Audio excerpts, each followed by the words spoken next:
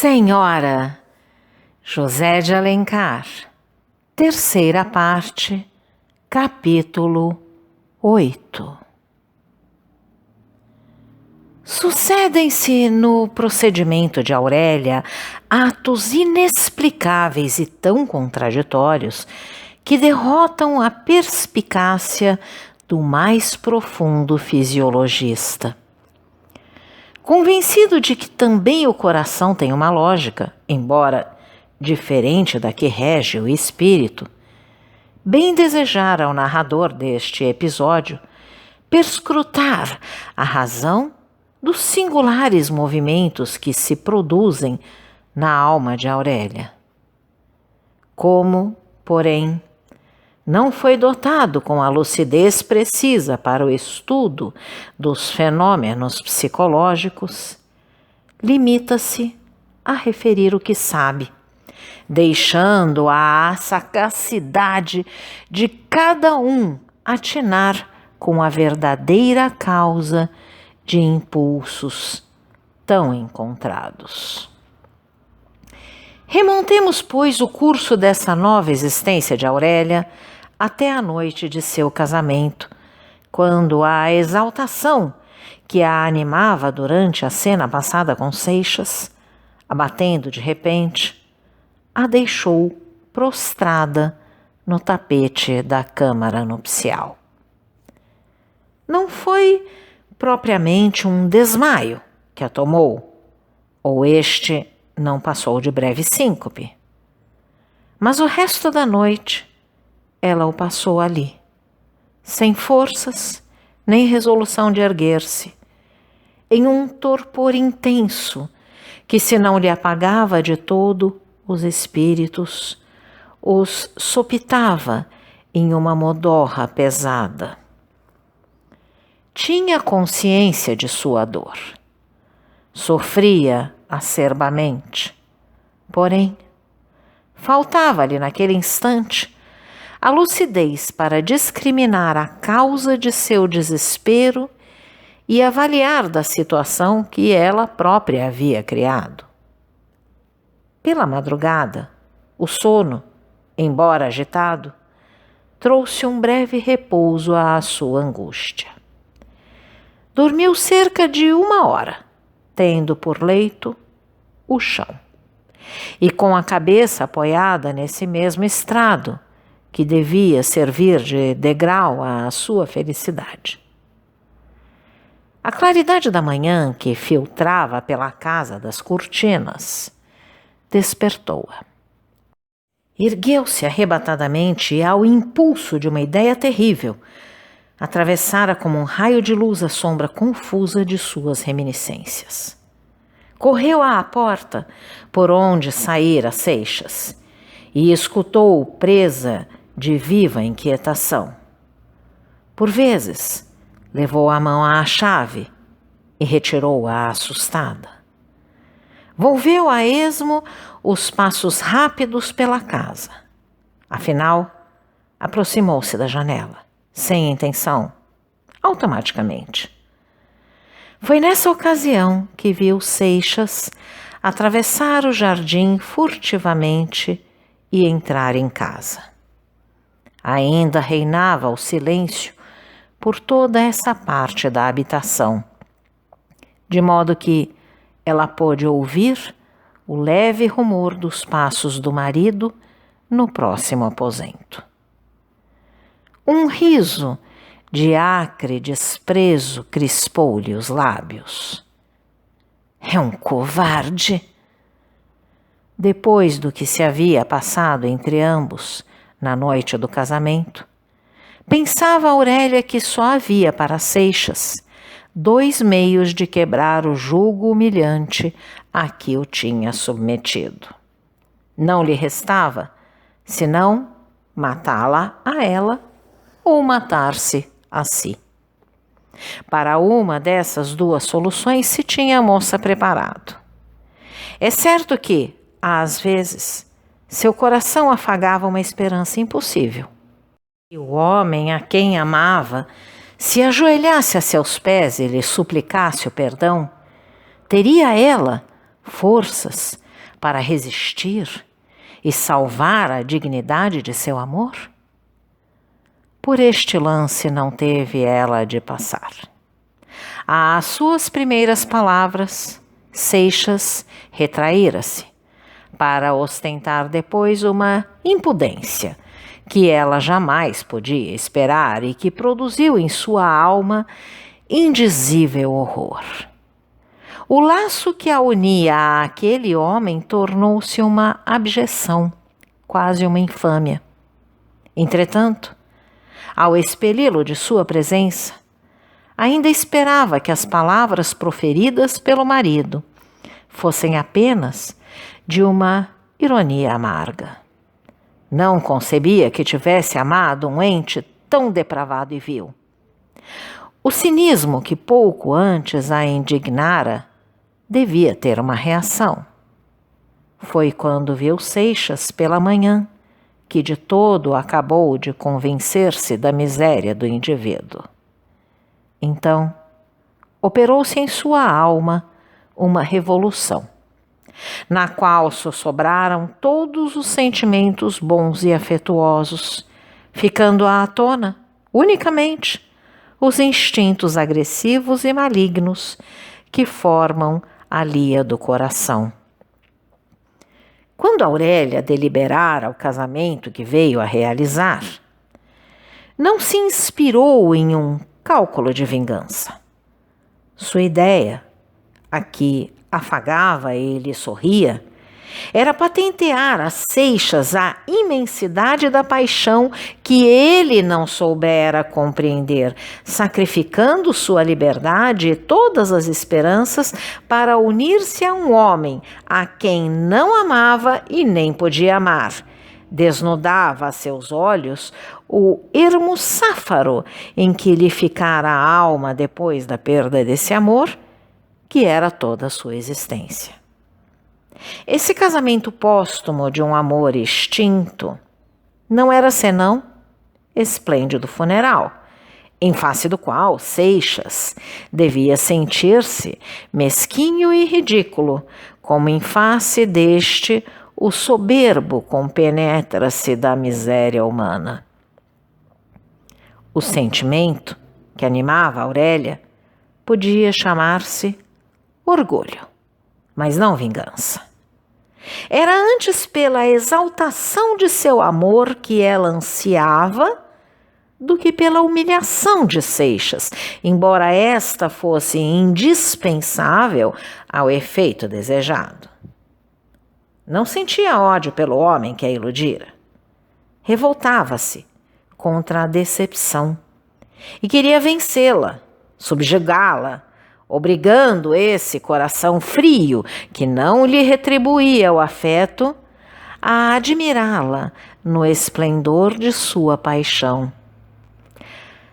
Mas naquele instante, recordando as palavras de Seixas, proferidas poucas horas antes, vendo-o tranquilo e disposto a aceitar como natural a terrível situação, pensando no desbrio com que esse homem sujeitava-se a uma degradação de todos os instantes, Aurélia tivera um verdadeiro ímpeto de vingança.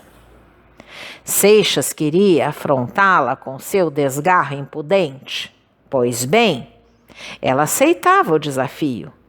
Se esse infeliz não estava completamente desamparado dos últimos resquícios do amor próprio e da vergonha, ela propunha-se a pungi-lo com o seu mais virulento sarcasmo.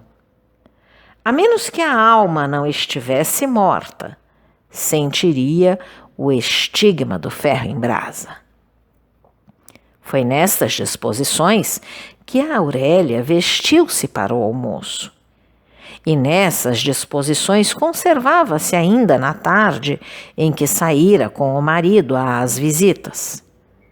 Todavia, quando no dia seguinte ao casamento, sentada na cadeira de balanço, viu entrar Seixas na sala de jantar, sua resolução vacilou.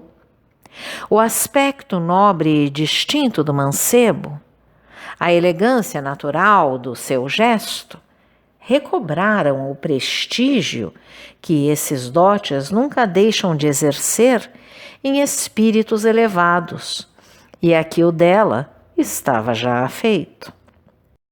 Não a abandonou o pensamento da vingança, mas o desabrimento e a ira, excitados pela indignação da véspera, revestiram a forma cortês e o tom delicado, que raro e só em um instante de violento abalo desamparam as pessoas de fina educação. Nas alternativas desse desejo de vingança, a miúde contrariado pelos generosos impulsos de sua alma, se escoara o primeiro mês depois do casamento. Se, abandonando-se à irritação íntima que exacerbava-lhe o espírito, deleitava-se em flagelar com o seu implacável sarcasmo a dignidade do marido, quando recolhia-se depois de uma cena destas, era para desafogar o pranto e os soluços que entumeciam-lhe o seio. Então, reconhecia que a vítima de sua ira não fora o homem a quem detestava, mas seu próprio coração, que havia adorado esse ente indigno de tão santo afeto. Se fatigada desse constante orgasmo d'alma, sempre crispada pelo escárnio, restituía-se insensivelmente à sua índole meiga. As relações com o marido tomavam uma expressão afetuosa. De repente, a invadia um gelo mortal e ela, estremecida, espavorida com a ideia de pertencer a semelhante homem. Assim chegou Aurélia àquela noite de luar, em que Seixas falava de poesia, e ela escutava reclinada a seu braço no enlevo de que a arrancara dolorosamente uma palavra do marido. Quando a sós consigo, pensou neste incidente. Encheu-se de terror. Houve um instante, rápido embora, no qual chegou a lamentar que Seixas não tivesse conseguido enganá-la nessa ocasião, adormecendo, ou antes, cegando-lhe os brios. Quando se dissipasse essa ilusão, seria tarde, e ela pertenceria irrevogavelmente ao marido. Este sentimento que apenas pronunciado ela repeliu com todas as forças de sua alma, deixou-lhe, contudo, um desgosto profundo, acompanhado do pânico de semelhantes alucinações. Daí a irritabilidade que desde então a possuía e que tocara o auge nessa tarde das visitas.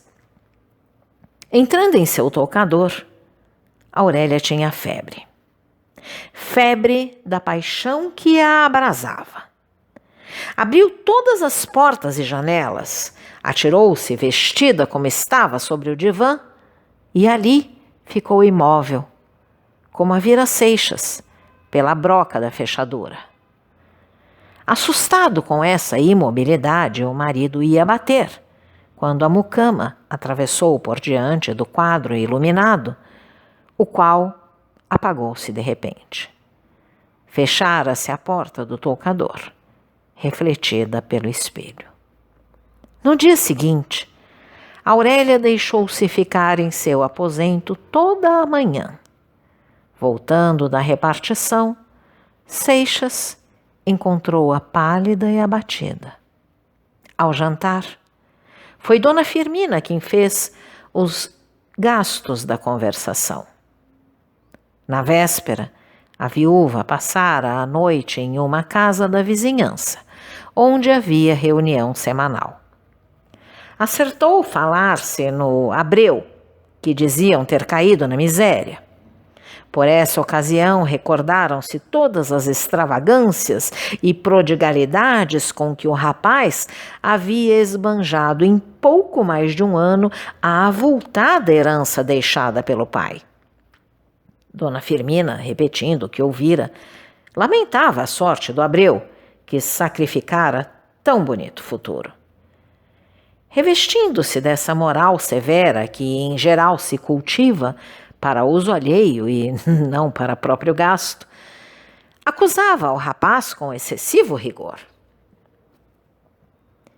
A culpa não é dele, Dona Firmina, observou Aurélia, voltando de sua distração. De quem mais pode ser? Perguntou a viúva. De quem o fez rico, não o tendo educado para a riqueza.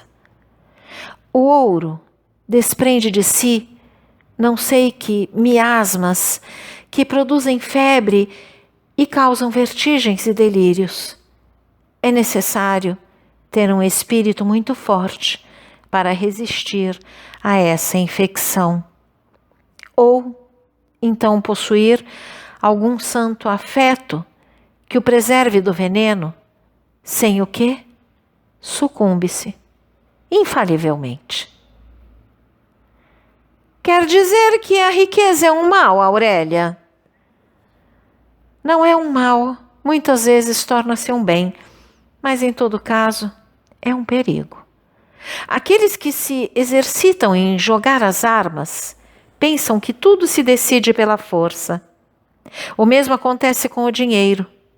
Quem o possui em abundância persuade-se que tudo se compra. Tinham acabado de jantar. Aurélia ergueu-se da mesa e entretinha-se em dar aos canários as migalhas de pão que esfarelava na palma da mão.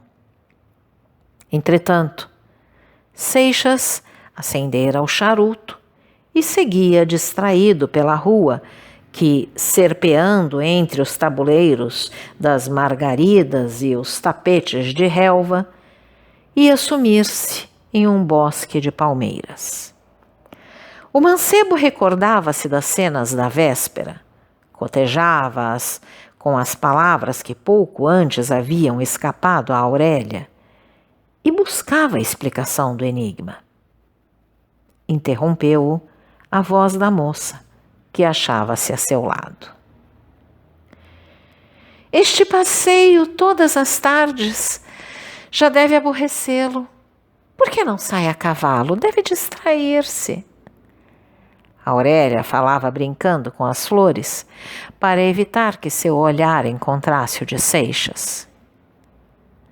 Sua companhia não me pode aborrecer nunca. Sempre torna-se monótona. Demais, é meu dever, tornou Seixas, frisando a palavra. Aurélia afastou-se, deu alguns passos, esteve reparando nas flores escarlates de uma trepadeira, a que chamam brincos de dama, e, tendo-se firmado na resolução que a preocupava, tornou-se para o marido.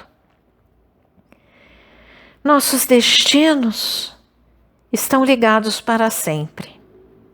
A morte recusou-me a felicidade que sonhei. Tive esse capricho, que nenhuma outra o possuiria enquanto eu viva. Mas não pretendo condená-lo ao suplício desta existência que vivemos há mais de um mês. Não o retenho. É livre. Disponha de seu tempo como lhe aprouver. Não tem que dar-me contas. A moça calou-se, esperando uma resposta. A senhora deseja ficar só? Perguntou Seixas. Ordene que eu me retiro agora como em qualquer outra ocasião. Não me compreendeu. Há um meio de aliviar-lhe o peso dessa cadeia que nos prende fatalmente e de poupar-lhe as constantes explosões de meu gênio excêntrico. É o divórcio que lhe ofereço. O divórcio?